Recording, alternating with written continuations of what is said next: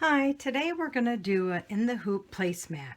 This is 6 5x7 hoopings or 3 300 by 200 hoopings. Okay, I already did the first E and T, but I did them wrong because I placed my fabric wrong and thought, oh, it doesn't matter, but now I don't have really enough around the edges to sew them together, so I'm starting over.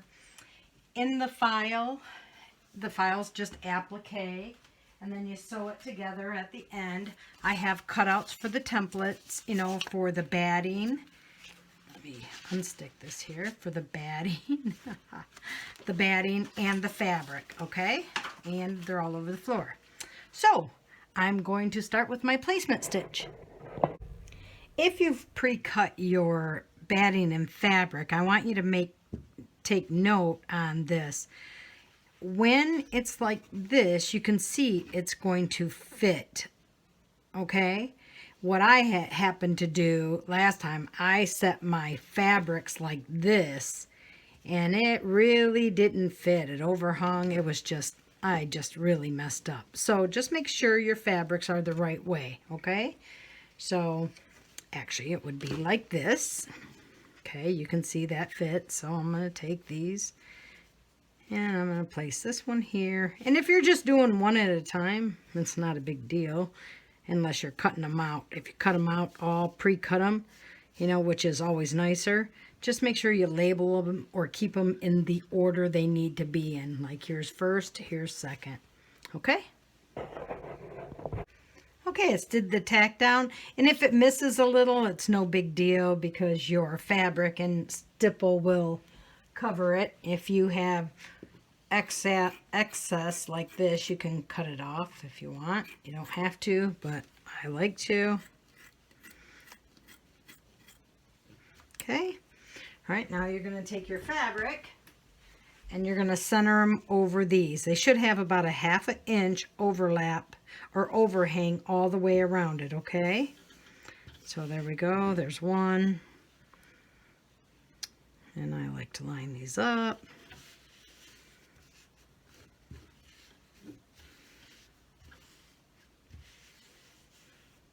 There we go. Okay, and now we'll tack that down and do the stipple.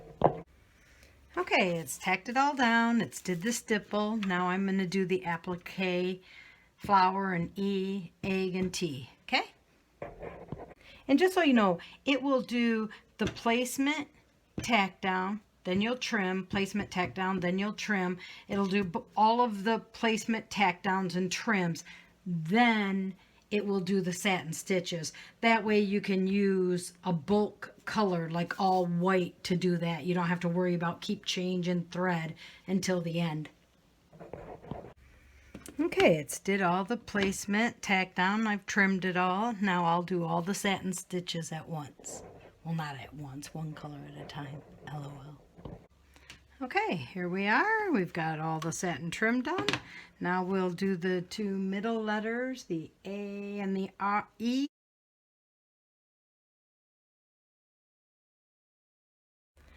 Okay, I've did all the placement, tacked down, and trimmed them all.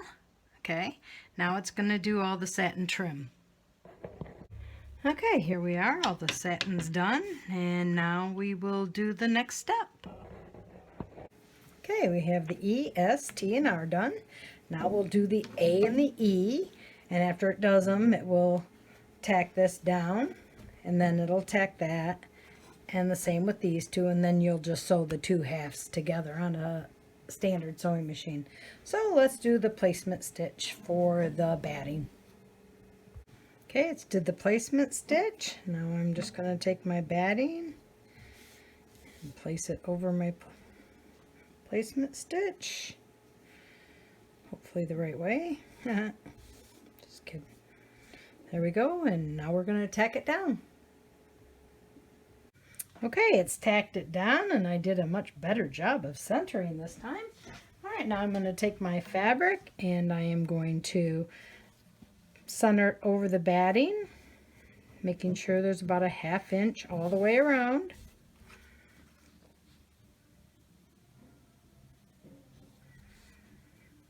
that looks good. Now it'll tack it down and it'll do the stipple. Okay, it has all the tack down the stipple done. Now it's going to do the applique for the A and the E and then the characters around it. Okay, there we are. All the placement tack down trims are done. It'll do the satin, and then we'll add the other 4 pieces to it. Okay. Okay, so it's did all the satin stitches. All my parts are stitched out. So now the first tack down stitch is going to be right here for the A. So you're going to put this here, line it up, make sure your stitches match. If you cut your things right, it should just match perfect, but I'm sure I didn't cut mine. Line it up so your stitches are right on top of each other like that, okay? And then you don't have to, but I choose to tape.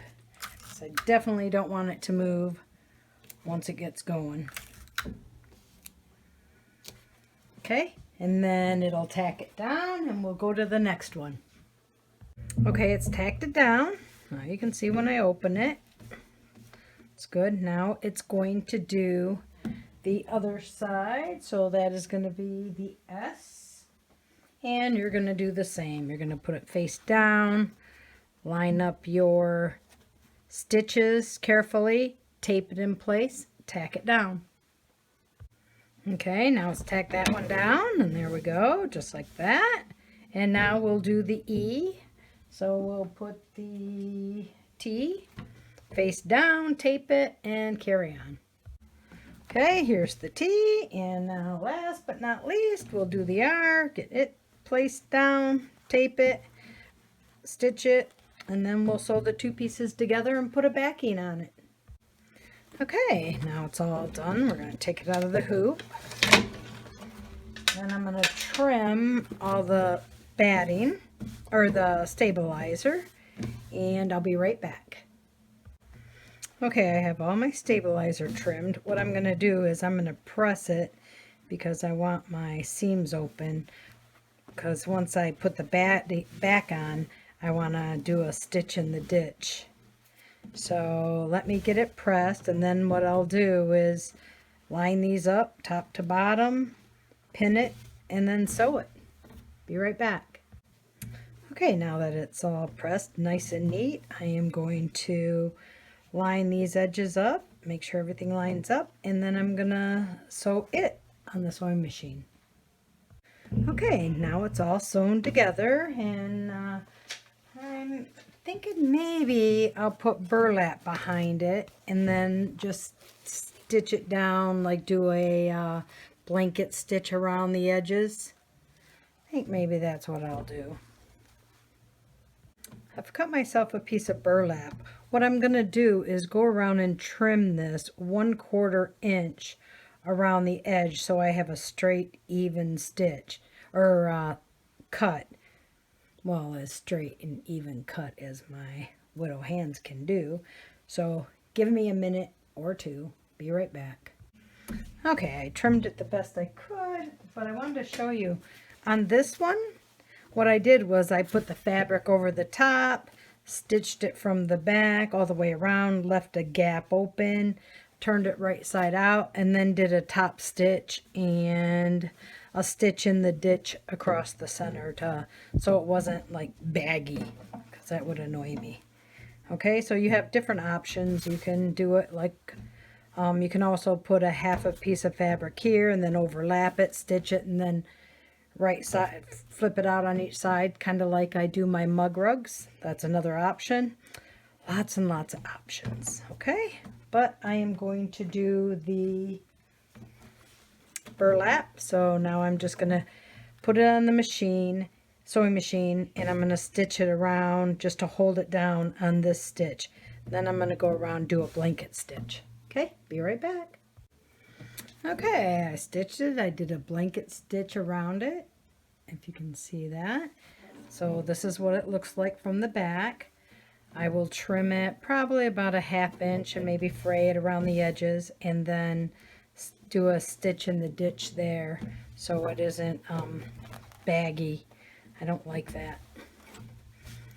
But there you go. I actually cut it 1 inch, that way when after I do all the fraying, and I use a dog brush to do the fray, now I'll trim it the right size. And not up here because it gets fibers all over my embroidery machine, so. But, okay, be right back. All right, there we go. That's what the finished product looks like.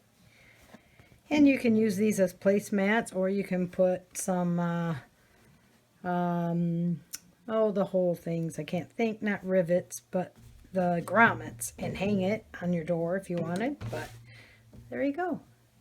Thanks for watching.